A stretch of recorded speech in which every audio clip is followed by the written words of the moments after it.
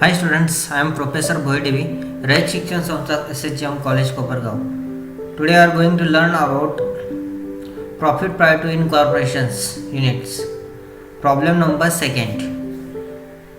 So last lecture we have discussed about problem number first and solve these problems. आज आपण काय करणार आहे की problem number 2 profit prior to incorporations हा आज आपण बघणार आहोत.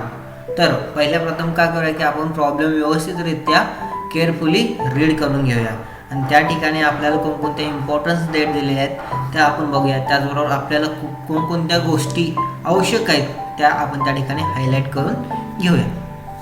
तर पहिल्यांदा आपण प्रॉब्लेम रीड करूया. बघा, SP Limited was incorporated on 1st July 2019 to take over the business of PS Traders as a going concern from 1st April 2019. Following was the statement of profit and loss for the year ended 31st March 2020. बघा, या ठिकाणी काय म्हटलं की SP Limited ही company आहे. कुठली? SP Limited ही company आहे. ती इनकॉर्पोरेट कधी झाली तर 1 जुलै 2019ला ती इनकॉर्पोरेट झाली. म्हणजे तिला सर्टिफिकेट ऑफ इनकॉर्पोरेशन त्या दिवशी भेटलेलं होतं. To take over the business of PS traders, त्यांनी काय केलं, PS ट्रेडर्सचा बिझनेस टेक ओव्हर केला. कधीपासून तो PS ट्रेडर्सचा बिझनेस चालू होता तर as a going concern from 1st April 2019. तो PS ट्रेडर्सचा बिझनेस कधीपासून होता, डेट ऑफ ॲक्विजिशन त्याची कधी होती तर 1st एप्रिल 2019 पासून तो बिझनेस चालत होता. तो नंतर SP Limited कंपनी टेक ओव्हर केला आणि टेक ओव्हर केल्यानंतर त्यांच्या कंपनीला सर्टिफिकेट कधी भेटलं तर 1 जुलै 2019ला हे भेटलं. Following was the statement of profit and loss for the year ended 31st March 2020. आणि हे इयर एंडिंग कधी असणार आहे तर 31st मार्च 2020ला त्या ठिकाणी वर्षाचं शेवट हे होत असतं. म्हणून इयर एंडिंग त्यांनी कधी दिलं तर 31st मार्च 2020ला हित केलेलं आहे. त्यानंतर खाली त्यांनी इन्फॉर्मेशन दिलेले आहे. In the books of SP Limited profit and loss account for the year ended 31st March 2020. हा प्रॉफिट अँड लॉस स्टेटमेंट दिलेला आहे तुम्ही SP Limitedचं. त्यामध्ये काही एक्सपेन्सेस दिलेले आहेत, काही इन्कम दिलेले आहेत, ते आपण पहिल्यांदा रीड करूया केअरफुली. आणि ते एक्सपेन्सेस, ते इन्कम कुठल्या बेसिसनुसार आपण काय करणार, डिवाइड करणार प्री पिरियड आणि पोस्ट पिरियडमध्ये, ते आपण त्या ठिकाणी त्याचं अपोर्शमेंट आपण त्या ठिकाणी करून घेऊया. तर पहिल्यांदा बघूया की टू रेंट अँड टॅक्सेस. बघा, रेंट अँड टॅक्सेस तुम्हाला मी नेहमी म्हटले की रेंट अँड टॅक्सेस आपण कुठल्या बेसिसवरती हे करत असतो, डिवाइड करत असतो. तर रेंट अँड टॅक्सेस आपण नेहमी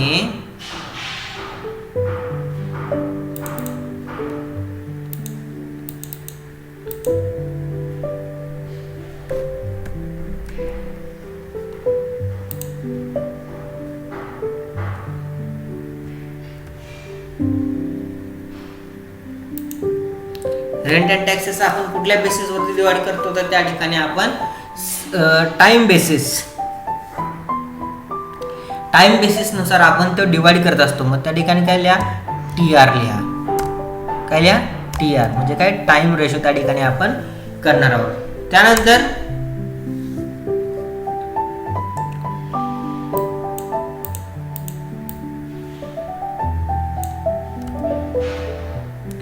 रेंट अँड टॅक्सेस झाल्यानंतर त्याची अमाऊंट किती आहे तर 48,000. त्यानंतर पुढचा एक्सपेन्सेस बघा, इन्शुरन्स. इन्शुरन्स सुद्धा आपण कुठल्या बेसिसवरती डिवाइड करतो तर टाइम बेसिस. म्हणून आपण त्या ठिकाणी कुठला रेशो घेणार तर त्या ठिकाणी TR म्हणजे टाइम रेशो आपण त्या ठिकाणी विचारात घेणार. त्यानंतर इलेक्ट्रिसिटी सुद्धा आपण टाइमच्या बेसिसवरती डिवाइड करत असतो. म्हणून ती सुद्धा आपण कुठल्या बेसिसवरती डिवाइड करणार तर टाइम रेशोनुसार डिवाइड करणार. सॅलरी सुद्धा आपण टाइम रेशोवरती डिवाइड करतो, टाइम बेसिसवरती डिवाइड करतो.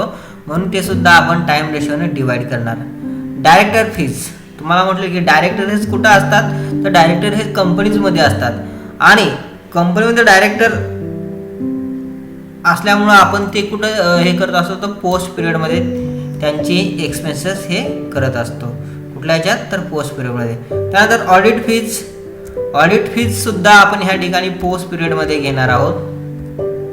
का तर त्या ठिकाणी कंपनीचं ऑडिट केलं आहे, कंपनी कधी झालेलं आहे तर इनकॉर्पोरेशनच्या नंतरही खऱ्या स्वरूपानं अस्तित्वात आलेलं आहे. आता ऑडिट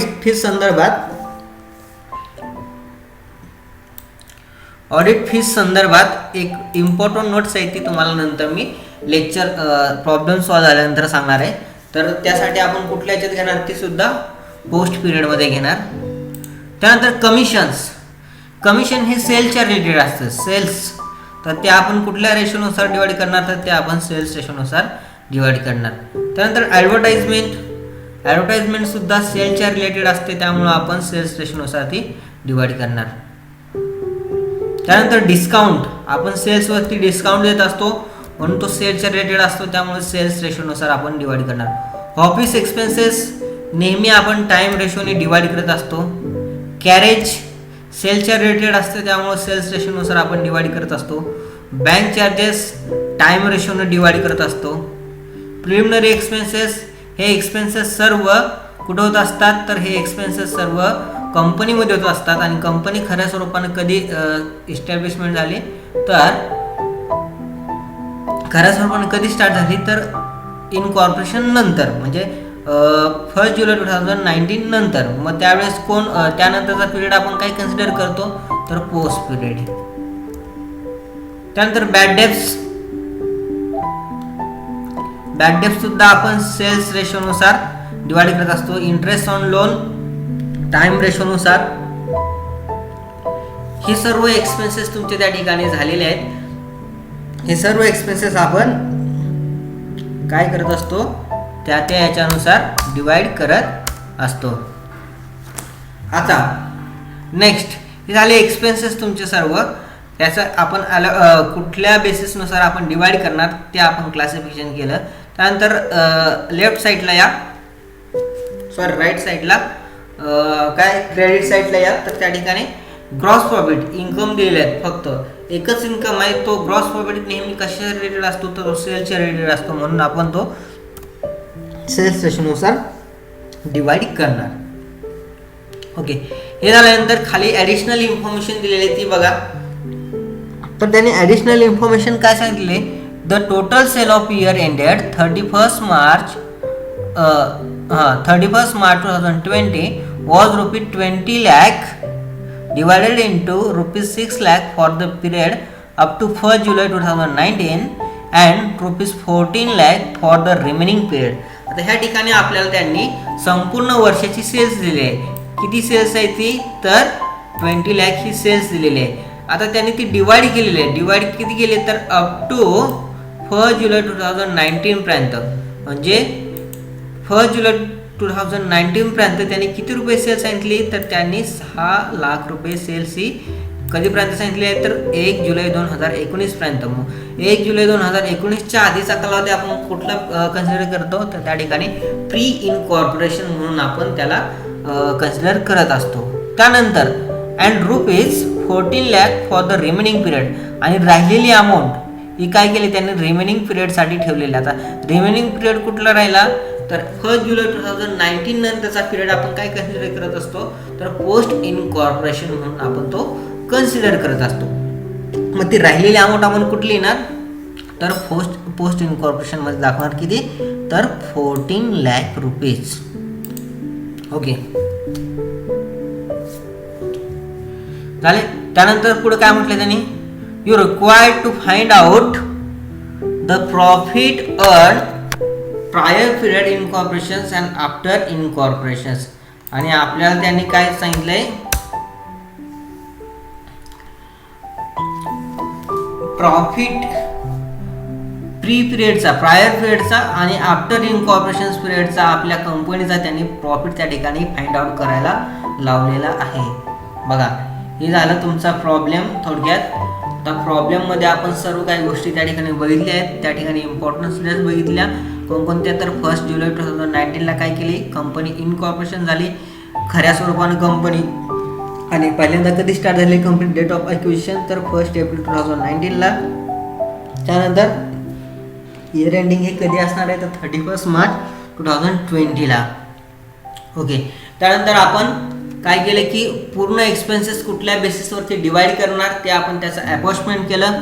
त्यानंतर इन्कम कुठल्या याच्यानंतर कुठल्या बेसिसवरती डिवाइड करणार त्याचं अपॉर्चमेंट केलं. आणि ॲडिशनल इन्फॉर्मेशन्स आपल्याला काय दिलेली ते आपण त्या ठिकाणी बघितले की त्यामध्ये आपल्याला सांगितलं होतं की संपूर्ण वर्षाची 20 लाख रुपये ही सेल्स दिलेले आहे, त्यापैकी 6 लाख ही प्री पिरियडसाठी आहे आणि राहिलेली रिमेनिंग 14 लाख ही पोस्ट पिरियडसाठी दिलेली आहे. आणि त्याच्यावरूनच आपल्याला काय करायचे आहेत हे सर्व एक्सपेन्सेस आणि इन्कम प्री आणि पोस्ट पिरियडमध्ये डिवाइड करून प्री पिरियडचा प्रॉफिट किती आहे आणि पोस्ट पिरियडचा प्रॉफिट किती आहे तो आपल्याला ह्या ठिकाणी फाइंड आउट करायचा आहे. तर मग चला बघूया सोल्युशन्सला सुरुवात करूया आपण. तर लेट्स सोल्युशन्स.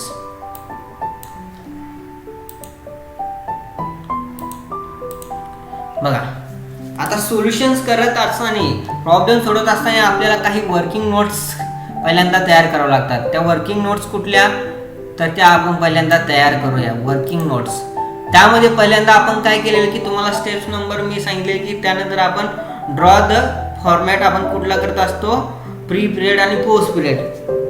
आपल्याला इम्पॉर्टंट डेट्स विचारात घेऊन प्री पिरियड कुठला आणि पोस्ट पिरियड कुठला याचा आपल्याला फॉर्मॅट ड्रॉ करायचा असतो.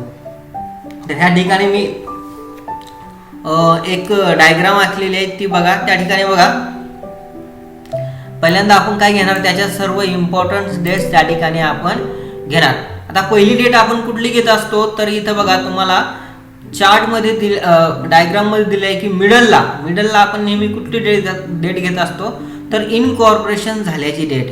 आता इनकॉर्पोरेशन कधी झाली आपली कंपनी तर त्या ठिकाणी 1 जुलै 2019ला. मग त्यामुळं पहिल्यांदा आपण कुठली घेणार इथं डेट ऑफ इनकॉर्पोरेशन्स.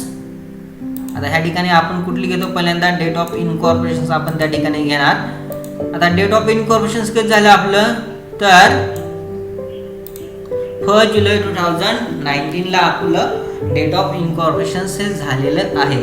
त्यानंतर हा बिझनेस कधीपासून स्टार्ट झालेला होता तर कधीपासून तर 1 एप्रिल 2019 डेट ऑफ ॲक्विजिशनची आपण त्या ठिकाणी का घेत असतो इम्पॉर्टंट डेट घेत असतो. तर ती कधीपासून आहे तर 1 एप्रिल 2019ला. त्यानंतर ह्या वर्षाची शेवट कधी असणार आहे फायनान्शियल इयर तर 31 मार्च 2020ला ती क्लोजिंग इयर हे असणार आहे. कधी असणार आहे तर 31 मार्च 2020. ओके. ह्या इम्पॉर्टंट डेट्स घेतल्यानंतर आपल्याला काय करावं लागते की प्री पिरियड कुठला आणि पोस्ट पिरियड कुठला तो फाइंड आउट करावा लागते. तर बघा ह्या ठिकाणी date of acquisition to date of incorporations त्याच्या दरम्यानचा जो काही पिरियड असतो त्याला आपण काय म्हणत असतो तर प्री पिरियड असं म्हणत असतो. त्याला आपण असं म्हणतो प्री इनकॉर्पोरेशन्स. आणि date of incorporations to closing year ending पर्यंत जो काही पिरियड असतो त्याला आपण काय म्हणत असतो तर पोस्ट पिरियड असं म्हणत असतो. काय म्हणत असतो पोस्ट पिरियड. त्याला आपण असं म्हणतो पोस्ट इनकॉर्पोरेशन्स असं म्हणत असतो. आता हे फाइंड आउट केल्यानंतर इम्पॉर्टंट डेट्स आपल्याला कळल्यानंतर त्याच्यावरनं आपल्याला काय करावं लागतं की ही डायग्राम ड्रॉ केल्यानंतर आपल्याला पुढची वर्किंग नोट त्या ठिकाणी करावी लागते. तर त्या ठिकाणी काय करावं लागते की आपल्याला सेल्स रेशो हा काढावा लागतो. आता सेल्स रेशो काढत असताना तो कसा काढायचा ते आपण बघूया. बघा सेल्स रेशो टाइम रेशो हे आपल्याला इम्पॉर्टंट आहे. आता सेल्स रेशो आणि टाइम रेशोवरूनच काय करणार आहे आपण दिलेले सर्व एक्सपेन्सेस त्यामध्ये डिवाइड करणार आहेत. प्री पिरियड आणि पोस्ट पिरियडमध्ये ते डिवाइड करणार आहेत. तर मग पहिल्यांदा आपण कॅल्क्युलेशन्स करूया sales ratio. Calculations sales ratio. आता सेल्स रेशो कॅल्क्युलेशन्स करत असताना आपल्याला प्रॉब्लेममध्ये एकूण किती सेल्स दिलेले आहेत तर त्यांनी म्हटले की the total sales of year ended 31 March 2020 was ₹20 lakh. आपल्याला संपूर्ण वर्षाचे त्यांनी सेल्स दिलेले आहे. किती रुपये दिलेले आहेत तर त्या ठिकाणी 20 लाख रुपये आपल्याला संपूर्ण वर्षाची त्या ठिकाणी त्यांनी सेल्स दिले. तर मग ह्या पहिल्यांदा सर्वात मी टोटल सेल्स पहिल्यांदा आपण टोटल सेल्स घेणार. किती आहे 20 लाख रुपीज. त्यानंतर त्यांनी काय म्हटलेलं आहे बघा की divided into ₹6 lakhs for the period up to 1 July 2019. त्यांनी प्री पिरियडची सुद्धा सेल्स दिलेली आहे आणि पोस्ट पिरियडची सुद्धा सेल्स दिलेली आहे. आता प्री पिरियडची सेल्स किती आहे तर त्या ठिकाणी 6 lakhs त्यांनी सांगितलेले आणि पोस्ट पिरियडची किती सांगितली आहे तर त्यांनी त्या ठिकाणी 14 lakhs पोस्ट पिरियडची सेल्स ही सांगितलेली आहे. मग आपण काय करणार, प्री पिरियडची सेल्स आणि पोस्ट पिरियडची सेल्स घेणार आणि त्याच्यावरनं सेल्स रेशो हा आपण काढणार आहे. मग घ्या पहिल्यांदा प्री पिरियडची सेल्स घ्या. या pre period as to post period. आता प्री पिरियडची पहिल्यांदा सेल्स घ्या. प्री पिरियड सेल्स आणि पोस्ट पिरियड सेल्स. म्हणजे pre period sales as to post period sales वरनं आपल्याला काय करावं लागतं, सेल्स रेशो हा काढावा लागतो. तर पहिल्यांदा आपण प्री पिरियडची सेल्स घेणार. किती त्यांनी सांगितलेले आहे तर त्या ठिकाणी 6 लाख रुपये ही सांगितलेले. मग घ्या 6 लाख रुपीज. पोस्ट पिरियडची बघा किती सांगितले पोस्ट पिरियडची तर त्या ठिकाणी 14 लाख रुपीज. रिमेनिंग जी काय होती ती पोस्ट पिरियडची सांगितली आहे. मग ती घ्या आपण सर्वांनी. ओके, आता याच्यावरनं आपल्याला काय करावं लागतं, ह्या संख्येला अशा कुठल्या एका संख्येनं भाग द्यावा लागतो की तो त्या संख्येने ह्या दोन्ही संख्येला भाग समान जाईल आणि कमीत कमी लसावी. कमीत कमी कुठल्या संख्येनं भाग जाईल ते आपण ह्या ठिकाणी विचारात घेणार आहोत. तर बघा ह्या ठिकाणी काय करायचं, सिंपल तुम्हाला 5-5 शून्य दिलेले आहेत ते 5-5 शून्य डायरेक्ट इकडचे आणि इकडचे हे करून टाका आणि कुठलं बघा नंतर काय ते 6:14 हा रेशो येत असतो. मग त्याला अजून त्याचं कमी याच्यात रूपांतर करा, भाग देऊन कुठल्या संख्येनंतर त्या ठिकाणी बघा 2 न भाग द्या. 2-6 आणि 2-7 म्हणजे 3:7 हा तुमचा या ठिकाणी सेल्स रेशो हा येणार आहे. किती तर 3:7 हा तुमचा त्या ठिकाणी सेल्स रेशो येणार आहे. आणि ह्यानुसार तुम्हाला सर्व जे काही सेल्सच्या बेसिसचे एक्सपेन्सेस असतील ते तुम्हाला डिवाइड करायचे आहेत प्री आणि पोस्ट पिरियडमध्ये. त्यानंतर हे झाल्यानंतर हा झाला तुमचा कॅल्क्युलेशन्स ऑफ सेल्स रेशो. त्यानंतर तिसरी वर्किंग नोट आपल्याला बनवावी लागते की कॅल्क्युलेशन्स ऑफ टाइम रेशो. आता कॅल्क्युलेशन्स टाइम रेशो कसा कॅल्क्युलेशन्स करायचा तर त्यासाठी आपण नेहमी विचारात घेत असतो की कन्सिडर इन मंथ. आपण टाइम रेशो हा कॅल्क्युलेट करत असताना नेहमी कुठल्या याच्यामध्ये कॅल्क्युलेट करत असतो तर मंथ्समध्ये तो विचारात घेत असतो. मग आपल्याला ह्या ठिकाणी काय करावं लागतात की प्री पिरियडचे मंथ्स किती आणि पोस्ट पिरियडचे मंथ्स किती हे पहिल्यांदा आपल्याला त्या ठिकाणी शोधावे लागतात. मग बघा तर date of acquisition to date of incorporations. Pre पिरियडमध्ये एकूण किती मंथ्स होते ते आपण विचारात घेणार. त्यानंतर date of incorporations to closing इयरपर्यंत पोस्ट पिरियडचे एकूण मंथ्स किती होते त्या दरम्यान ते आपण त्या ठिकाणी विचारात घेणार आणि त्यावरनं आपण काय करणार आहे की टाइम रेशो हा काढणार आहे. तर बघा घ्या चला सर्वांनी. तर टाइम रेशो पहिल्यांदा प्री पिरियडचे मंथ्स घ्या आणि पोस्ट पिरियडचे मंथ्स त्या ठिकाणी घ्या. बघा प्री पिरियड मंथ्स आणि पोस्ट पिरियड मंथ्स. आता प्री पिरियड कधीपासून आहे तर 1 एप्रिल 2019 टू 1 जुलै 2019 पर्यंत. म्हणजे याच्या दरम्यान किती मंथ्स येतात तर त्या दरम्यान एकूण 3 मंथ्स येतात. किती 3 मंथ्स घ्या ते 3 मंथ्स.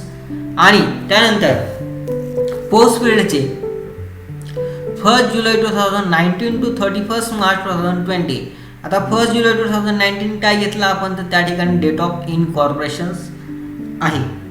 त्या दिवशी आपल्या कंपनीला काय घेतली मान्यता ही भेटलेली आहे. व मान्यता भेटण्याच्या आधीच्या कालावधीला आपण प्री पिरियड म्हणत असतो आणि मान्यता भेटल्यानंतरच्या कालावधीला आपण पोस्ट पिरियड असं म्हणत असतो. त्यामुळे आपण ह्या ठिकाणी ती डेट्स घेतलेली आहे. मग पोस्ट पिरियडचे मंथ्स ह्या ठिकाणी किती होणार तर 1 जुलै टू 31 मार्च या दरम्यान किती मंथ्स येतात तर त्या ठिकाणी 9 मंथ्स हे येतात. मग ते आपण ह्या ठिकाणी घेणार आहोत. किती 9 मंथ्स. ओके. त्यानंतर 3 आणि 9ला असे कुठल्या संख्येनं भाग जाईल समान भाग जाईल ती संख्या आपण ह्या ठिकाणी त्या संख्येने ह्या दोन्हींना भाग देऊया. तर बघा 3:3 म्हणजे 3 एका 3 आणि 3 त्रिक 9. ह्या ठिकाणी तुमचा रेशो हा येणार किती 1:3 हा तुमचा त्या ठिकाणी टाइम रेशो येणार. तो टाइम रेशो कसा काढला सर्वांना लक्षात येईल का तर पहिल्यांदा काय केलं आपण मंथ्स विचारात घेतले, प्री पिरियडचे मंथ्स, एकूण प्री पिरियडचे मंथ्स किती होते 3, पोस्ट पिरियडचे मंथ्स किती होते 9, आणि त्याला काय केला आपण भाग दिला एका समान रेषेनं, ह्या ठिकाणी 3 भाग दिला, 3 1 3, 3 3 9, त्यामुळं आपला रेशो हा आला कुठला 1:3, या ठिकाणी आपला रेशो आलेला आहे कुठला तर टाइम रेशो. ओके, आता हा टाइम रेशो झाला. ओके, सेल्स रेशो आपण काढले, टाइम रेशो आपण काढले. त्यानंतर आपण काय करणार पुढची स्टेप्स, तर draw the format of profit and loss statement आपण त्या ठिकाणी करणार आहोत. तर पहिल्यांदा आपल्याला प्रॉफिट अँड लॉस स्टेटमेंट ह्या ठिकाणी बघावं लागणार आहे. बघा, आजच्या ह्या प्रॉब्लेममध्ये आपण काय करणार आहे, प्रॉफिट अँड लॉस स्टेटमेंट ह्या पद्धतीने तयार करणार आहे की मागच्या वेळेस तुम्हाला मी व्हर्टिकल फॉर्मॅटमध्ये प्रॉफिट अँड लॉस स्टेटमेंट हे सांगितलं होतं, पण आज आपण हॉरिझॉन्टल फॉर्मॅटमध्ये प्रॉफिट अँड लॉस स्टेटमेंटनुसार आपण काय करणार आहे, प्रॉब्लेम हा सॉल्व्ह करणार आहे. तर त्यासाठी बघा आपण काय काय विचारात घेणार आहोत, तर कोणकोणते कॉलम करणार आहोत. तर त्या ठिकाणी स्टार्टिंगला आपण लिहिणार in the books of SP limited profit and loss account for the year ended 31 March 2020. आपण काय करणार आहे, प्रॉफिट अँड लॉस स्टेटमेंट तयार करणार आहे. मग त्या ठिकाणी आपण एकूण किती कॉलम तयार करणार, तर बघा इथं सर्वांनी 1 2 3 4 5 6 7 8 म्हणजे एकूण तुम्हाला 8 कॉलम त्या ठिकाणी तयार करायचे असतात. पहिल्या कॉलममध्ये तुम्ही लिहिणार पर्टिक्युलर्स, त्यानंतर दुसऱ्या कॉलममध्ये लिहिणार बेसिस म्हणजे काय, जे काही तुम्हाला इन्कम दिलेले असतील, जे काही एक्सपेन्सेस दिले असतील, त्या कुठल्या रेशोनुसार आपण काय करणार, कुठल्या बेसिसनुसार आपण डिवाइड करणार ते त्या ठिकाणी आपण लिहिणार. त्यानंतर रेशो, मग सपोज त्या ठिकाणी टाइम बेसिसवरती आपण जर हे एक्सपेन्सेस डिवाइड केले असेल तर त्याचा त्या ठिकाणी रेशो लिहिणार, टाइम रेशो. त्यानंतर टोटल रुपीज, त्यानंतर तुम्हाला इन्कम दिले असेल तर त्याची टोटल अमाऊंट किती आहे ती आपण ह्या ठिकाणी घेणार. एक्सपेन्सेस दिले असतील तर त्याची टोटल अमाऊंट किती आहे ते आपण टोटल रुपीजमध्ये ही घेणार. त्यानंतर प्री इन्कॉर्पोरेशन्स साठी आपण डेबिट क्रेडिट हे दोन कॉलम करणार, आणि पोस्ट इन्कॉर्पोरेशन्स साठी सुद्धा डेबिट क्रेडिट साठी आपण 2 कॉलम हे करणार. आता इथं कोणीही कन्फ्युजन करून घेऊ नका. या ठिकाणी फक्त आपण काय करणार, प्री इन्कॉर्पोरेशन पिरियड त्या ठिकाणी डेबिट साईड जे काय असतील त्या ठिकाणी फक्त आपण एक्सपेन्सेसचीच अमाऊंट लिहिणार, कुठली एक्सपेन्सेसची, आणि क्रेडिट साईडला काय करत असतो, पूर्ण इन्कमची अमाऊंट त्या ठिकाणी लिहित असतो. Same as it is post incorporation पिरियडमध्ये सुद्धा डेबिट साईडला फक्त आपण एक्सपेन्सेस लिहिणार आणि क्रेडिट साईडला आपण इन्कम्स हे लिहिणार आहे. मग हे झाल्यानंतर तुम्हाला पुढची स्टेप मी काय सांगितलेली की ड्रॉ द फॉर्मॅट झाल्यानंतर आपण काय करत असतो, पहिल्यांदा सर्व इन्कम त्या ठिकाणी घेत असतो. तुम्हाला प्रॉब्लेममध्ये दिलेले इन्कम्स आपण त्या ठिकाणी पहिल्यांदा घेत असतो. मग बघा प्रॉब्लेममध्ये इन्कम्स किती दिले आहेत, तर त्या ठिकाणी तुम्हाला फक्त एकच इन्कम दिलेले आहे, कुठला, ग्रॉस प्रॉफिट. ओके, पहिल्यांदा इन्कम्स घ्या आणि इन्कममधून आपण काय करत असतो, एक्सपेन्सेस लेस करत असतो. म्हणजे पॉईंट ए पहिल्यांदा इन्कम, त्यामध्ये इन्कम कुठला दिलेला आहे आपण, तर नेहमी आपण क्रेडिट साईडनुसार सुरुवात करतो. तर ग्रॉस प्रॉफिट हा आपल्याला दिलेला आहे. तर ग्रॉस प्रॉफिट आपण कुठल्या बेसिसनुसार डिवाइड करणार आहे, तर त्या ठिकाणी आपण लिहिले आहे की कुठल्या सेल्स रेशोनुसार आपण डिवाइड करणार आहे. त्याची अमाऊंट किती आहे, 6,20,000. मग घ्या ग्रॉस प्रॉफिट, पहिल्यांदा ग्रॉस प्रॉफिट घ्या. ओके, कुठल्या बेसिसनुसार आपण डिवाइड करणार, तर तुम्हाला म्हटले की ग्रॉस प्रॉफिट हा नेहमी सेल्सच्या रिलेटेड असतो, म्हणून आपण तो सेल्स रेशोनुसार डिवाइड करणार.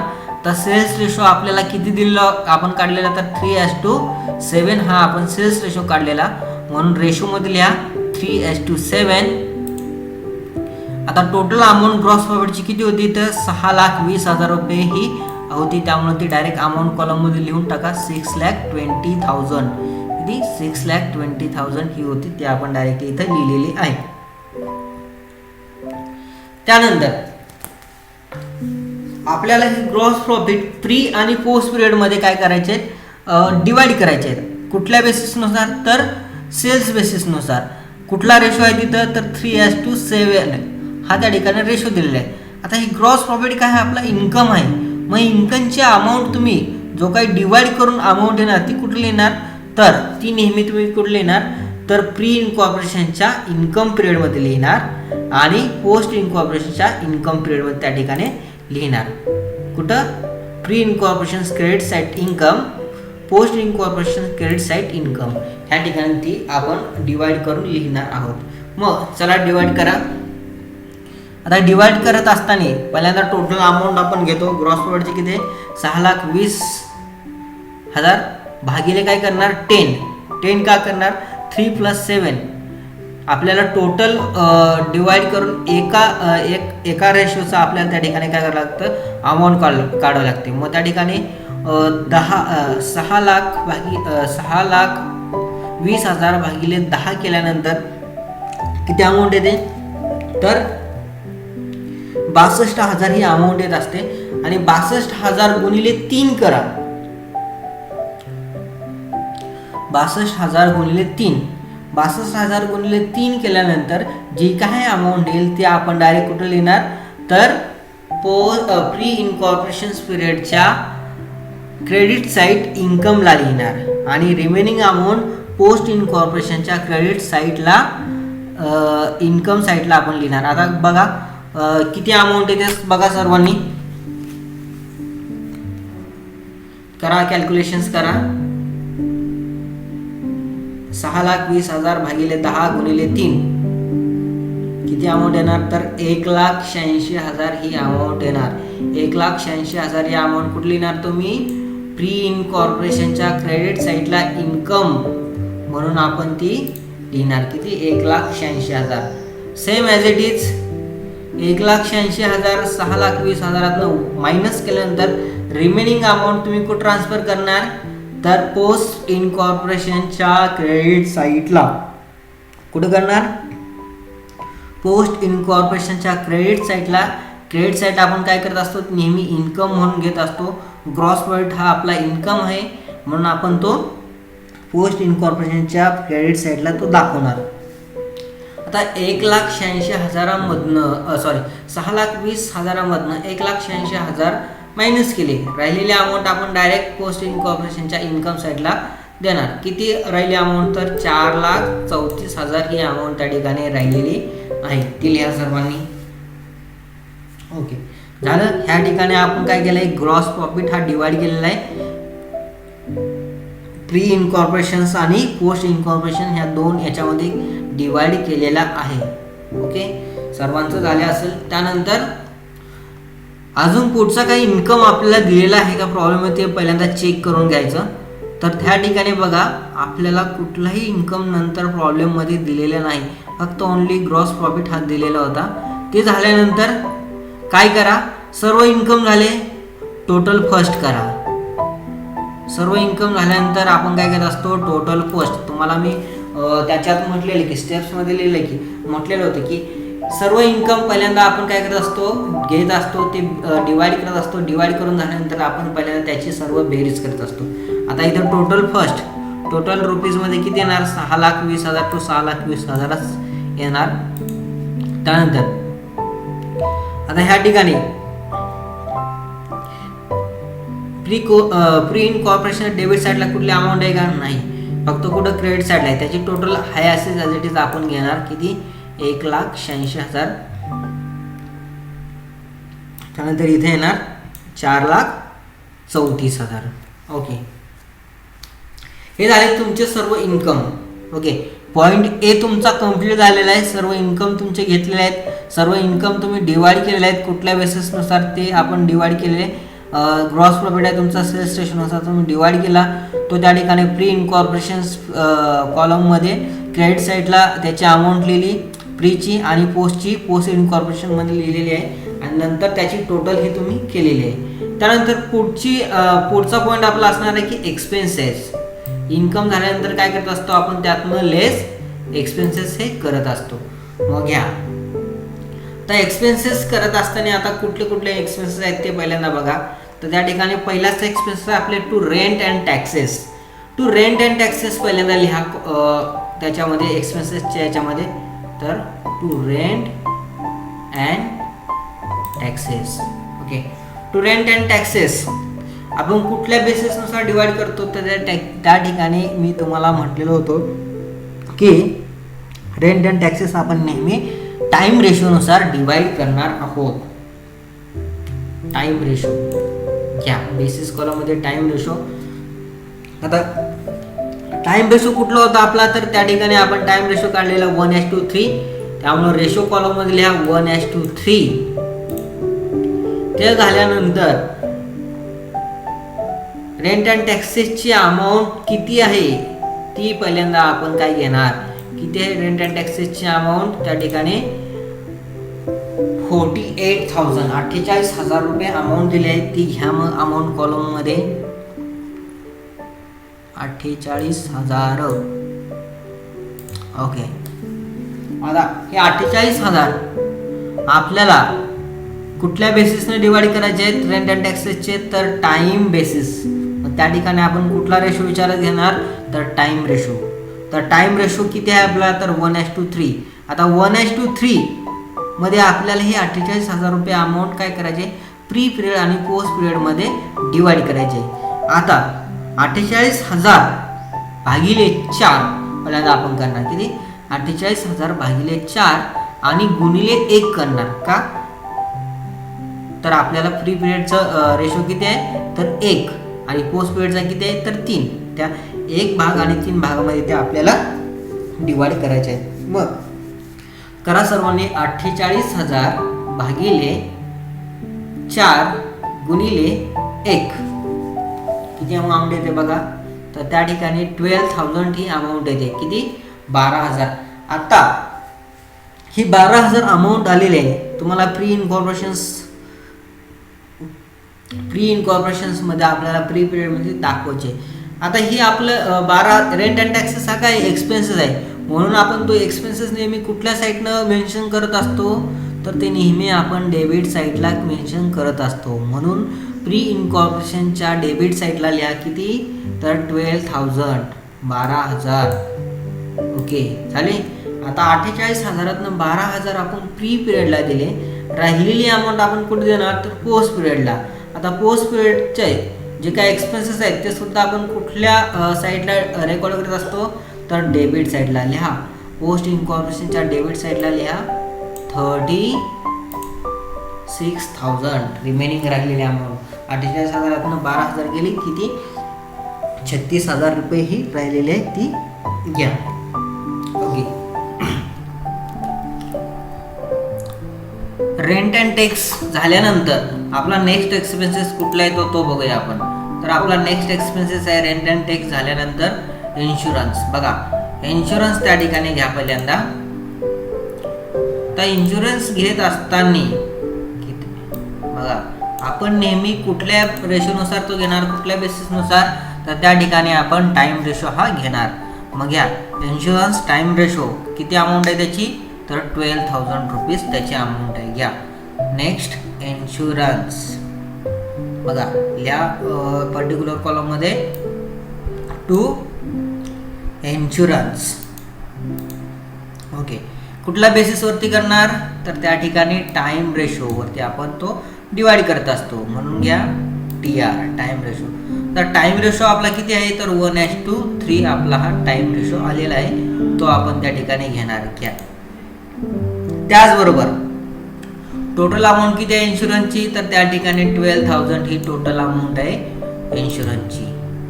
ते झाल्यानंतर आपल्याला काय करायचं असते की हे 12,000 प्री आणि पोस्ट कॉलम मध्ये डिवाइड करायचे असतात आणि त्यासाठी आपल्याला रेशो दिलेला आहे 1:3. मग घ्या एकाच 3 रेशो प्रमाणे आपल्याला प्री पिरियड आणि पोस्ट पिरियडमध्ये हे 12,000 रुपये डिवाइड करायचे असतात. मग ते कसे डिवाइड करणार, तर पहिल्यांदा घेणार टोटल अमाऊंट. मग घ्या 12,000 भागिले किती घेणार, इथं 4. काय घेणार 4, तर 1 + 3 म्हणजे भागिले 4. ते घेतल्यानंतर गुणिले 1 करणार. आता 12,000 भागिले 4 केल्यानंतर किती अमाऊंट येते, तर त्या ठिकाणी 3,000 रुपये ही अमाऊंट येते. गुणिले 1 केल्यावरती किती अमाऊंट येणार, तर 3,000. मग गुणिले 1 काय केलं, तर प्री पिरियडचा रेशो किती आहे, तर 1. मग किती आले, तर त्या ठिकाणी 3,000. ती कुठली येणार, प्री पिरियडच्या डेबिट साईडला एक्सपेन्सेसमध्ये. घ्या मग ओके. प्री पिरियडच्या डेबिट साईडला एक्सपेन्सेसमध्ये 3,000 लिहिले आपण. आता राहिलेली रक्कम, राहिलेली अमाऊंट आपण कुठं दाखवणार, तर पोस्ट पिरियडच्या डेबिट साईडला. मग आता 12,000 मधनं 3,000 गेले, राहिले किती, तर 9,000. घ्या मग डायरेक्टली 9,000 त्या ठिकाणी घेऊन टाका. ओके, बघा किती सोपं आहे.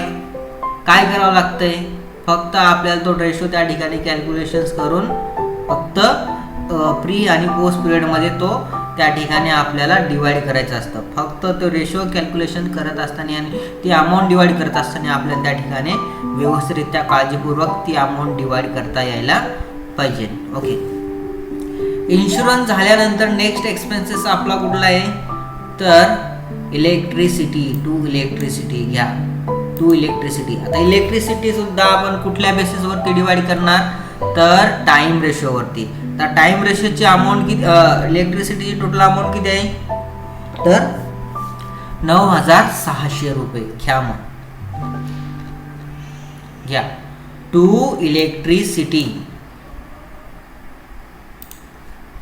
कुठल्या रेशोनुसार, बेसिसनुसार आपण हे करणार, तर टाइम रेशो. घ्या टाइम रेशो. हे रेशो कुठला आहे त्याचा, 1:3. घ्या 1:3 लिहा. आता टाइम रेशोची टोटल अमाऊंट आपल्याला किती प्रॉब्लेम मध्ये दिलेली आहे, तर 9,600 रुपये आपल्याला टोटल अमाऊंट ही दिलेली आहे. आता ही 9,600 रुपये आपल्याला काय करायचे, प्री पिरियड आणि पोस्ट पिरियड मध्ये डिवाइड करायचे. तर डिवाइड करत असताना कशी करणार, तर त्या ठिकाणी तुम्हाला 1:3 हा रेशो घ्यावा लागेल. मग 9,600 पैकी एक भाग तुम्हाला प्री पिरियडला द्यायचा आहे आणि बाकीचे 3 भाग हे तुम्हाला कुठे द्यायचे आहेत, तर पोस्ट पिरियडसाठी. मग काय करणार, 9,600 भागिले किती करणार, 4 करा. 9,600 भागिले 4 गुणिले 1 करा.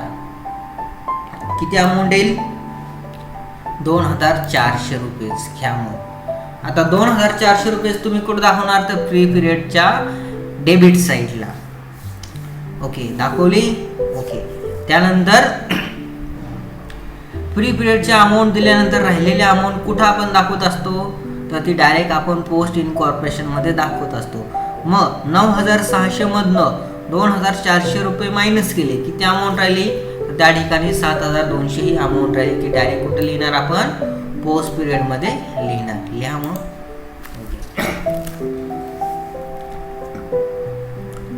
त्यानंतर इलेक्ट्रिसिटी झाल्यानंतर आपला नेक्स्ट एक्सपेन्सेस कुठला आहे ते बघा, तर टू सॅलरी. बघा आता सॅलरी नेहमी आपण टाइम बेसिसनुसार डिवाइड करत असतो. म्हणजे त्या ठिकाणी आपण टाइम रेशो काय करणार, यूज करणार. का, तर सॅलरी आपण एम्प्लॉईला मंथलीही देत असतो, टाइमलीही देत असतो. त्यामुळे ते आपण टाइम रेशोनुसार आपण डिवाइड करणार आहोत. आता सॅलरीची टोटल अमाऊंट किती आहे, 1,44,000. घ्या मग 1,44,000. घ्या टू सॅलरी. कुठला रेशो असणार आहे, कुठली बेसिस, टाइम बेसिस, म्हणून टाइम रेशो. टाइम रेशो किती आहे, 1:3. सॅलरीची टोटल अमाऊंट आपल्याला किती दिलेली होती, तर 1,44,000. घ्या अमाऊंट कॉलम मध्ये ती लिहा. ओके, त्यानंतर 1,44,000 आपल्याला प्री आणि पोस्ट पिरियड मध्ये डिवाइड करायचे. काय करणार, 1,44,000 भागिले 4 आणि गुणिले 1 केलं तर प्री पिरियडचे अमाऊंट येईल, किंवा 3 केलं तर पोस्ट पिरियडचे अमाऊंट येईल. मग घ्या 1,44,000 भागिले 4 गुणिले 1 किती अमाऊंट येते, तर त्या ठिकाणी 36,000 ही अमाऊंट यायला पाहिजे. किती, 36,000. ओके, 36,000 आली सर्वांची. ठीक आहे. आता 1,44,000 पैकी 36,000 आपण प्री पिरियडला दिलेले आहेत. तर राहिलेले अमाऊंट आपण कुठे देणार, तर राहिलेले अमाऊंट आपण देणार पोस्ट पिरियडला. मग घ्या 1,44,000 मधनं 36,000 वजा करा, राहिलेले अमाऊंट डायरेक्ट पोस्ट इनकॉर्पोरेशनच्या डेबिट साईडला किती राहणार, तर 1,08,000 रुपये राहणार. घ्या झालं सर्वांचं. किती अमाऊंट राहिली, 1,08,000 रुपये. ती आपण कुठे लिहिली, पोस्ट इनकॉर्पोरेशनच्या डेबिट साईडला एक्सपेन्सेस मध्ये. त्यानंतर पुढचा एक्सपेन्सेस आहे बघा, डायरेक्टर फीज. बघा आता डायरेक्टर फीज ही आपण नेहमी कुठं घेत असतो, तर पोस्ट पिरियड मध्ये. का पोस्ट पिरियड मध्ये घेत असतो, तर तुम्हाला म्हटलं की डायरेक्टर हे कुठं काम करत असतात, तर डायरेक्टर हे कंपनीमध्ये काम करत असतात. आता कंपनी आपली खऱ्या स्वरूपानं कधी आपल्या कंपनीला मान्यता कधी भेटली तर 1 जुलै 2019 आणि त्याच्यानंतर खऱ्या स्वरूपानं काय केली, कंपनी कामास आली. मग कंपनीमध्ये कंपनी कधी खऱ्या स्वरूपाने काम करायला लागले तर पोस्ट पिरियडमध्ये. म्हणून आपण ते डायरेक्टर फीज सुद्धा कुठे घेणार, पोस्ट पिरियडमध्ये घेणार. घ्या मग director fees, to director fees कुठे घेणार, कुठल्या बेसिसमध्ये, पोस्टमध्ये घेणार. त्याचा रेशो आहे का, नाही. फक्त अमाऊंट घ्या, किती आहे टोटल अमाऊंट, त्या ठिकाणी 12,000 ही अमाऊंट आहे. डायरेक्ट कुठं दाखवणार तुम्ही आता, फ्री पिरियडमध्ये का, नाही. तर डायरेक्ट आपण ती कुठं दाखवणार, पोस्ट पिरियडमध्ये आपल्याला ती दाखवावी लागणार. घ्या पोस्ट पिरियडमध्ये 12,000. ओके झाले. आता नेक्स्ट ऑडिट फीज. बघा ऑडिट फीज आपण ह्या ठिकाणी कुठल्या ह्याच्यामध्ये दाखवणार तर पोस्ट पिरियडमध्ये दाखवणार. कंपनीचं ऑडिट केल्यामुळं आपण ते खर्च सर्व कुठं दाखवणार तर त्या ठिकाणी पोस्ट पिरियडमध्ये दाखवणार. या ऑडिट फीजची अमाऊंट किती आहे त्या ठिकाणी 6,400 रुपये. घ्या मग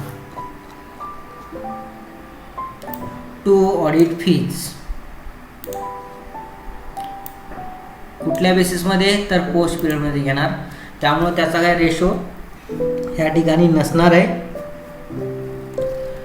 डायरेक्ट टोटल अमाऊंट मध्ये लिहा, किती आहे टोटल अमाऊंट 6,400. घ्या 6,400.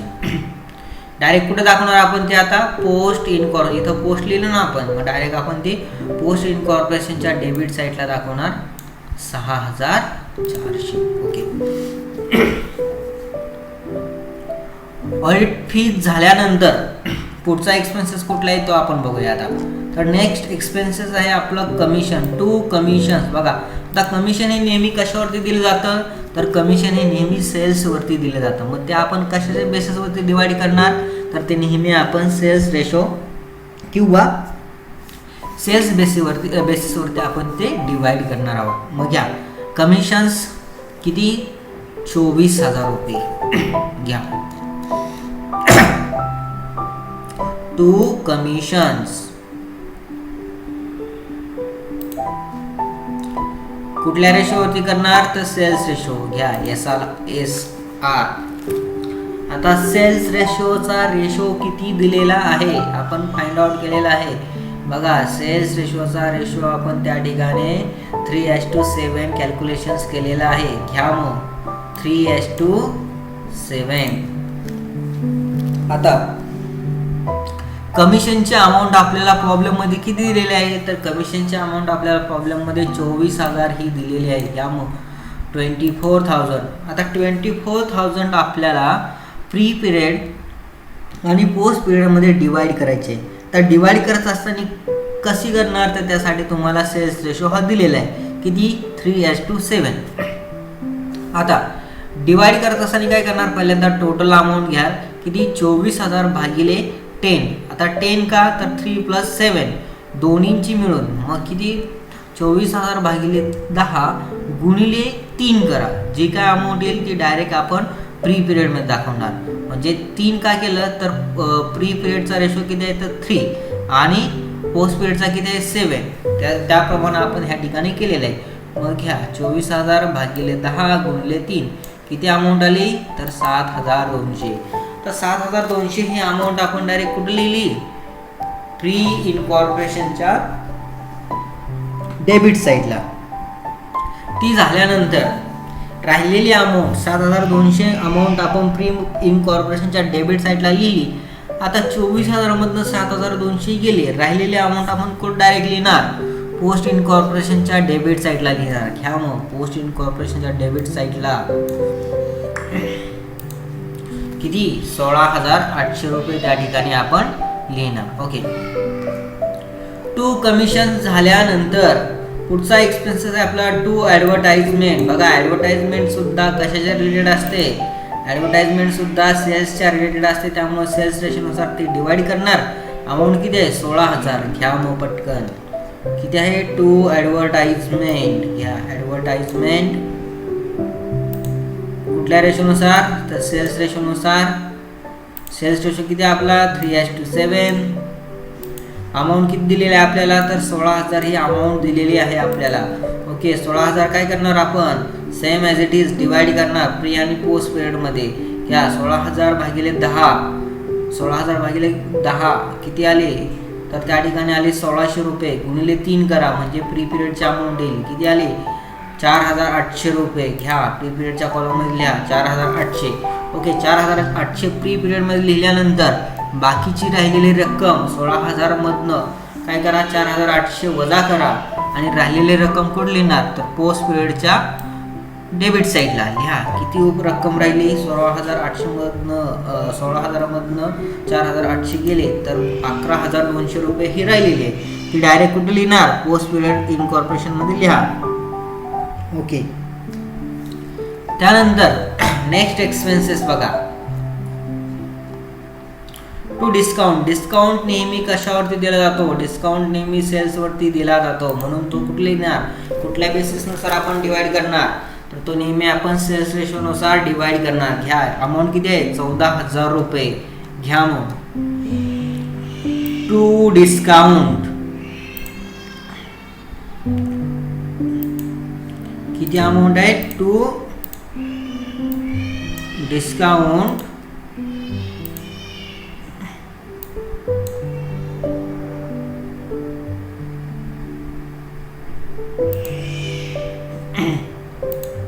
ओके. टू डिस्काउंट कुठल्या बेसिसनुसार डिवाइड करणार, तर त्या ठिकाणी सेल्स रेशोनुसार तो आपण डिवाइड करणार आहोत. मग घ्या लिहा बेसिस कॉलम मध्ये लिहा SR sales ratio. Sales ratio किती आहे आपला, 3:7. घ्या 3:7. ओके, ते झाल्यानंतर आपली टोटल टू डिस्काउंटची अमाऊंट किती दिलेली आहे, तर त्या ठिकाणी आपल्याला प्रॉब्लेममध्ये टू डिस्काउंटची अमाऊंट दिलेली आहे 14,000. घ्या टोटल कॉलममध्ये घ्या 14,000. ओके, त्यानंतर बघा 14,000 घेतल्यानंतर आपल्याला ती प्री आणि पोस्ट पिरियडमध्ये डिवाइड करायची असते. आता डिवाइड करत असताना कशी करणार, तर 14,000 भागिले 10, त्यानंतर गुणिले 3 केले की प्री पिरियडची आणि गुणिले 7 केले की पोस्ट पिरियडची. घ्या 14,000 भागिले 10 गुणिले 3 किती अमाऊंट आली, तर त्या ठिकाणी अमाऊंट आलेली आहे 4,200 रुपये. घ्या ती प्री पिरियड मध्ये लिहा. त्यानंतर 4,200 प्री पिरियडला आपण दिलेले. आता राहिलेली अमाऊंट 14,000 मधनं 4,200 वजा करा. जी काही शिल्लक रक्कम राहिलेली असेल ती डायरेक्ट पोस्ट पिरियडच्या डेबिट साईडला दाखवून द्या. किती असणार, तर त्या ठिकाणी 9,800 रुपये उरतात, ती दाखवून द्या. ओके, टू डिस्काउंट झाल्यानंतर नेक्स्ट एक्सपेन्सेस आपला कुठला आहे, तर ऑफिस एक्सपेन्सेस. घ्या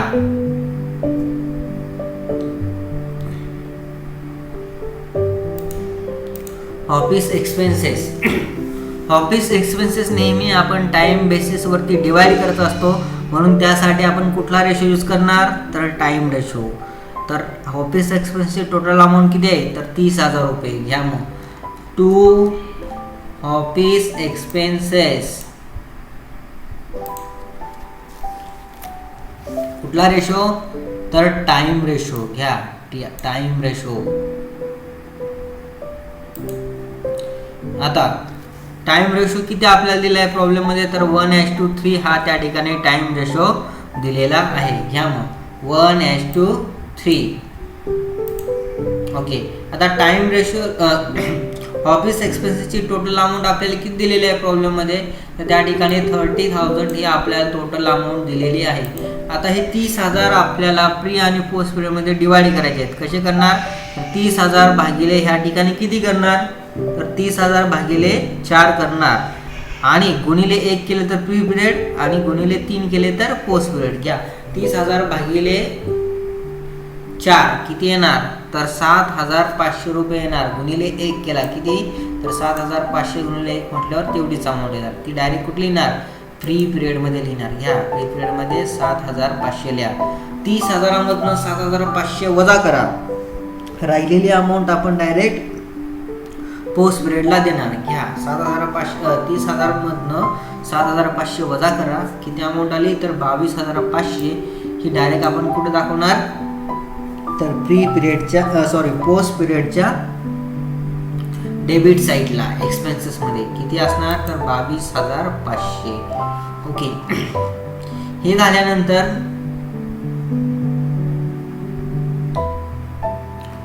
पुढचा एक्सपेन्स आहे आपला टू कॅरेज. बघा कॅरेज नेहमी हे सेलच्या रिलेटेड असतं म्हणून आपण तो सेल्स रेशोनुसार डिवाइड करणार. किती अमाऊंट आहे त्याची तर 12,000 घ्या. टू कॅरेज कुठल्या रेशोनुसार डिवाइड करणार बेसिस तर सेल्स रेशो किती आपला 3:7 घ्या. 3:7. त्यानंतर आपल्याला अमाऊंट किती दिलेली आहे कॅरेजची तर आपल्याला कॅरेजची अमाऊंट दिली आहे 12,000 घ्या. 12,000. तर हे 12,000 प्री आणि पोस्ट पिरियड मध्ये 3:7 रेशोनुसार डिवाइड करा.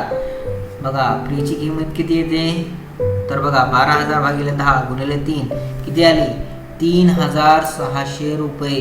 किती 3,600 रुपये घ्या प्रीमध्ये घ्या. आता पोस्टची काढा. पोस्टची कशी काढणार तर 12,000 वजा 3,600 करा.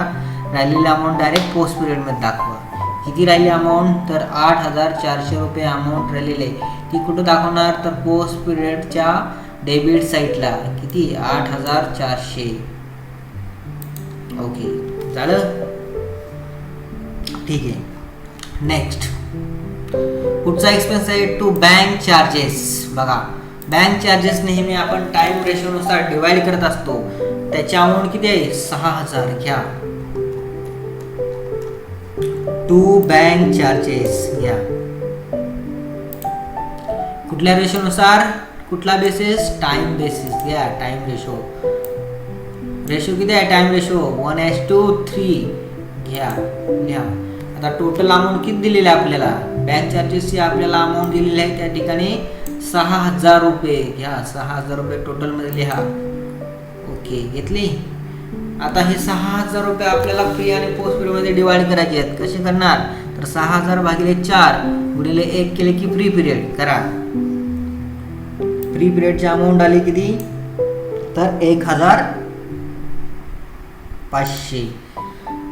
त्यानंतर पोस्ट पिरियड मध्ये लिहा सुद्धा. पोस्ट पिरियड मध्ये किती लिहिणार 6,000 मधनं 1,500 वजा करून डायरेक्ट पोस्ट पिरियडच्या डेबिट साईडला लिहून टाका 4,500. ओके हे झाले बँक चार्जेसचे एक्सपेन्सेस डिवायडेड. त्यानंतर पुढचा एक्सपेन्सेस आहे आपला टू प्रिलिमिनरी एक्सपेन्सेस. आता इथं लक्ष द्या. प्रिलिमिनरी एक्सपेन्सेस नेहमी आपण पोस्ट पिरियडमध्ये दाखवतो. ते कंपनीच्या रिलेटेड एक्सपेन्सेस असतात त्यामुळे ते आपण नेहमी पोस्ट पिरियडमध्ये दाखवत असतो. हे ह्या ठिकाणी लक्षात ठेवा. आता पोस्ट पिरियडची अमाऊंट किती प्रिलिमिनरी एक्सपेन्सची अमाऊंट किती आहे तर 26,000 घ्या. मग टू प्रिलिमिनरी एक्सपेन्सेस कुठल्या याच्यात दाखवतो पोस्ट पिरियडमध्ये त्यामुळे बेसिसमध्ये घ्या पोस्ट पिरियड. ओके तर रेशो त्याचा आहे का नाही डायरेक्ट टोटलमध्ये अमाऊंट घेऊन टाका 26,000. आणि कुठं दाखवतो आपण ही पोस्टमध्ये दाखवतो म्हणून पोस्ट कॉलमच्या पोस्ट इनकॉर्पोरेशनच्या डेबिट साईडला डायरेक्ट लिहून टाका किती 26,000. ओके प्रिलिमिनरी एक्सपेन्सेस झाल्यानंतर पुढचा एक्सपेन्सेस आहे आपला टू बॅड डेब्ट्स. बघा बॅड डेब्ट्स नेहमी कशाच्या रिलेटेड असते तर बॅड डेब्ट्स नेहमी सेल्सच्या रिलेटेड असते त्यामुळे ते आपण सेल्स रेशोनुसार डिवाइड करणार. घ्या किती अमाऊंट आहे 8,000 या टू बॅड डेब्ट्स कुठल्या रेशोनुसार डिवाइड करणार तर सेल्स रेशो घ्या बेसिसमध्ये सेल्स रेशो. आता सेल्स रेशो किती दिलेला आहे आपल्याला तर 3:7 हा आपल्याला सेल्स रेशो दिलेला आहे काढलेला आहे आपण. मग घ्या त्या रेशोनुसार डिवाइड करा. ओके 3:7 अमाऊंट किती दिलेली आहे बॅड डेब्टची तर 8,000 रुपये अमाऊंट दिलेले आहे. घ्या 8,000 3:7 नुसार डिवाइड करा प्री आणि पोस्ट पिरियडमध्ये. प्री पिरियडची अमाऊंट किती येते 8,000 भागिले 10 गुणिले 3 2,400 रुपये. ओके आता राहिलेली अमाऊंट कुठं लिहिणार पोस्ट पिरियडमध्ये किती येणार 8,000 मधनं 2,400 वजा केले किती अमाऊंट येणार 5,600. ओके झालं सर्वांचं ठीक आहे. तर नेक्स्ट एक्सपेन्सेस, लास्ट एक्सपेन्सेस आहे कुठला, to interest on bank loan. बघा, to interest on bank loan नेहमी आपण टाईम रेशोवरती डिवाइड करत असतो, हे लक्षात ठेवा. घ्या आता किती अमाऊंट दिली आहे, 12,000 अमाऊंट दिलेली आहे, लक्षात ठेवा. घ्या चला next, to interest on bank loan कुठल्या बेसिसवरती, तर टाइम रेशोवरती. घ्या टाइम रेशो किती आहे, 1:3. ओके, किती टोटल अमाऊंट होती आपली, तर 12,000. घ्या आता 12,000 तुम्हाला 1:3 रेशोनुसार प्री आणि पोस्ट पिरियडमध्ये डिवाइड करायचे आहेत. कसे करणार, 12,000 भागिले 4 गुणिले 3 करा, तर त्या ठिकाणी 3,000 आणि राहिलेले अमाऊंट पोस्ट पिरियडमध्ये 9,000 लिहून टाका. ओके, बघा इंटरेस्ट ऑन बँक लोन झाल्यानंतर बघा आपल्याला कुठले अजून एक्सपेन्सेस दिलेले आहेत का प्रॉब्लेममध्ये, बघा ते बघून घ्या पहिल्यांदा. तर बघा ह्या ठिकाणी बघा सर्व एक्सपेन्सेस आपले डिवाइड करून झालेले आहेत प्री आणि पोस्ट पिरियडमध्ये. तर त्या ठिकाणी बघा अजून काही ॲडिशनल इन्फॉर्मेशन काही दिलेली आहे का, तर ती बघा. तर इथं काहीच राहिलेलं नाही. आता इथं लक्षात, टू नेट प्रॉफिट हा एक आपला राहिलेला आहे. टू नेट प्रॉफिट आपण काय करणार आहे, ह्या ठिकाणी विचारात घेणार नाही. त्याला तुम्ही सर्वांनी काय करा, स्टार मार्क करून ठेवा. आपण टू नेट प्रॉफिट कधीही प्रॉब्लेममध्ये विचारात घेणार नाही. फक्त तो कधी विचारात घेणार की जेव्हा आपण तो प्री आणि पोस्ट पिरियडचा प्रॉफिट काढणार आहे, तो प्रॉफिट काढत असताना हा जो काय आपल्याला नेट प्रॉफिट दिलेला आहे 2,40,000 आणि तो प्री आणि पोस्ट पिरियड मिळून दोन्हीचा प्रॉफिट त्या ठिकाणी हा एवढा यायला पाहिजे. जर हा एवढा प्रॉफिट आला तर त्या ठिकाणी आपला प्रॉब्लेम बरोबर आहे असं आपण कन्सिडर करत असतो. मग चला करूया आता लास्ट स्टेप. काय करायचं आता, पूर्ण एक्सपेन्सेस आपण डिवाइड करून घेतलेले आहेत. आता लास्ट स्टेप काय करणार, तर पहिल्यांदा टोटल रुपीजचे सर्व एक्सपेन्सेसची टोटल करा पटकन सर्वांनी. तर बघा त्या ठिकाणी 48,000 प्लस 12,000 प्लस 9,600 1,44,000 12,000. बघा किती टोटल येते, एकूण टोटल इथं लिहा, टोटल सेकंड. ओके, टोटलमध्ये लिहा आता टोटल रुपीज किती, 3,80,000. किती येते, 3,80,000. ओके, हे झाल्यानंतर टोटल रुपीजची टोटल झाल्यानंतर एक्सपेन्सेसची, त्यानंतर आपण बघूया पुढचं प्री पिरियडचे एक्सपेन्सेस घ्या. प्री पिरियडचे एक्सपेन्सेसचे टोटल करा, 12,000 प्लस 3,000 प्लस 2,400 प्लस 36,000 प्लस 7,200 4,800 4,200 7,500 3,600 1,500 2,400 आणि 3,000 करा. टोटल किती येते त्याची बघा. प्री इनकॉर्पोरेशनच्या डेबिट साईडची टोटल ह्या ठिकाणी किती येते, 87,600. बघा येते का सर्वांची, किती, 87,600. ओके, आली का सर्वांची, ठीक आहे. आता इकडे या पोस्ट पिरियडसाठी या. पोस्ट इनकॉर्पोरेशनचे बघा आता त्या ठिकाणी सर्व इन्कमचे आपण ऑलरेडी केलेले आहे. आता एक्सपेन्सेसचे घ्या, त्याचे सर्व एक्सपेन्सेसची टोटल करा. काय करणार, तर त्या ठिकाणी 36,000 9,000 7,200 1,08,000 ह्या कॉलमचे पूर्ण टोटल करा सर्वांनी. किती अमाऊंट येते बघा, करा सर्वांनी. तर त्या ठिकाणी अमाऊंट येईल 2,92,400. बघा येते का सर्वांची, 2,92,400.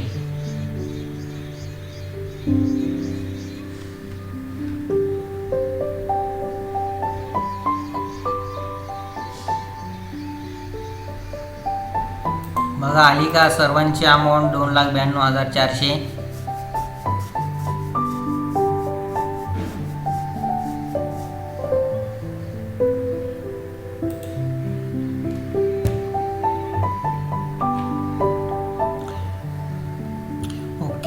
सर्वांची आलेली असेल किती 2,92,400.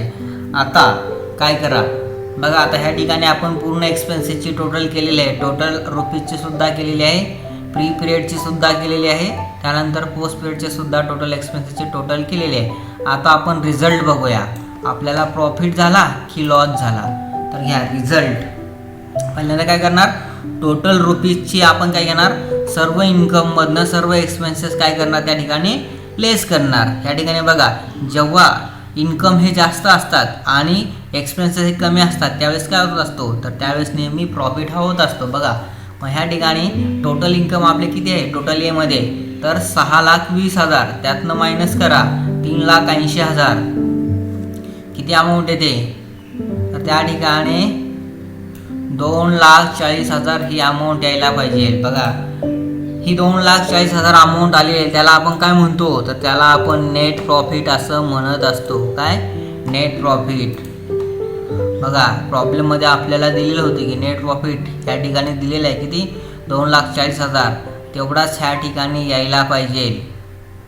बघा आलाय का आपला 2,40,000. ओके आलेला आहे. मग आता नेक्स्ट टोटल रुपीजचे झाले. आता प्री इनकॉर्पोरेशनमध्ये या. प्री इनकॉर्पोरेशनच्या क्रेडिट साईडला इन्कम आपल्याला दिले आहेत, किती दिलेले आहेत 1,86,000. ओके 1,86,000मधनं त्या प्री इनकॉर्पोरेशन सर्व एक्सपेन्सेस लेस करा, तर त्याची टोटल आपली किती आलेली 87,600. ओके 87,600 काय करा, आता 1,86,000तनं 87,600 वजा करा, किती अमाऊंट येईल बघा, करा 1,86,000 वजा 87,000.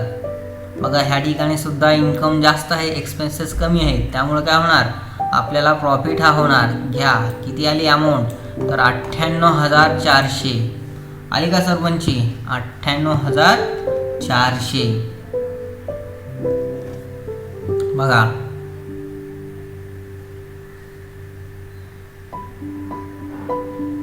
98,400. ओके आता इथे लक्ष द्या, 98,400 कुठल्या पिरियडचं आलेलं आहे प्रॉफिट, तर प्री इनकॉर्पोरेशन्स. तर प्री इनकॉर्पोरेशनचा जो काही प्रॉफिट येत असतो त्याला आपण काय म्हणत असतो, तर त्याला आपण कॅपिटल प्रॉफिट असं म्हणत असतो. मी तुम्हाला फर्स्ट लेक्चरला सांगितलं होतं की प्री इनकॉर्पोरेशन जो काही प्रॉफिट येईल त्याला आपण कॅपिटल प्रॉफिट असं म्हणतो. ओके त्यानंतर प्री इनकॉर्पोरेशन झालं, त्यानंतर घ्या पोस्ट इनकॉर्पोरेशनमध्ये या. तर ह्या ठिकाणी बघा पोस्ट इनकॉर्पोरेशनची क्रेडिट साईड बघा, पहिल्यांदा इन्कमची साईड बघा किती आहे इन्कम, तर 4,34,000 आणि एक्सपेन्सेसमध्ये किती आहे टोटल, तर 2,92,400. आता इथं लक्ष द्या, 2,92,400 आपले एक्सपेन्सेस काय आहेत ह्या ठिकाणी कमी आहेत, इन्कम काय आहे जास्त आहे, मग काय होणार ह्या ठिकाणी, तर ह्या ठिकाणी प्रॉफिट हा होणार. मग घ्या काय करणार, 4,34,000मधनं 2,92,400 वजा करा, वजा करा, किती अमाऊंट आली, तर 1,41,600 रुपये ही तुमची त्या ठिकाणी अमाऊंट यायला पाहिजे, प्रॉफिट हा यायला पाहिजे. आता इथे लक्ष द्या, फ्री पोस्ट पिरियडचा ह्या ठिकाणी प्रॉफिट आलेला आहे, तर पोस्ट पिरियडच्या प्रॉफिटला आपण काय म्हणत असतो, रेव्हेन्यू प्रॉफिट असं म्हणत असतो. काय म्हणत असतो, रेव्हेन्यू प्रॉफिट. आता दोन्ही पिरियडचा आपण त्या ठिकाणी प्रॉफिट काढलेला आहे. ओके आता काय करायचं, फ्री पिरियडचा प्रॉफिट आणि पोस्ट पिरियडचा प्रॉफिट दोन्हीची त्या ठिकाणी टोटल करा, आणि त्या दोन्हीची टोटल आपली किती यायला पाहिजे, तर त्या दोन्हीची टोटल आपली किती यायला पाहिजे, तर 2,40,000 ही आपली त्या ठिकाणी दोनची टोटल यायला पाहिजे. किती 2,40,000. बघा 98,400 प्लस 1,41,600 करा टोटल 2,40,000. ओके जर येत असेल तर आपला प्रॉब्लेम बरोबर आहे इथे का. ओके आता इथे लक्ष द्या, प्री इनकॉर्पोरेशन पिरियड मधला हा जो काय प्रॉफिट येत असतो त्याला आपण काय म्हणतो, प्रॉफिट प्रायर टू इनकॉर्पोरेशन असं म्हणत असतो, आणि पोस्ट इनकॉर्पोरेशनच्या पिरियडमध्ये जो काही प्रॉफिट येत असतो त्याला काय म्हणत असतो, प्रॉफिट पोस्ट टू इनकॉर्पोरेशन असं म्हणत असतो. म्हणजे अशा प्रकारे काय केलं आज आपण, हा संपूर्ण प्रॉब्लेम ह्या ठिकाणी सॉल्व केलेला आहे. तर त्या ठिकाणी काय बघितलं आपण, पहिल्यांदा प्रॉब्लेम व्यवस्थितरित्या केअरफुली रीड केला, त्यातनं इम्पॉर्टंट डेट्स कोणकोणत्या आहेत त्या आपण बघितल्या. त्या झाल्यानंतर आपण सर्व एक्सपेन्सेस कुठल्या बेसिसवरती डिवाईड करणार हे त्या ठिकाणी बघितलं होतं.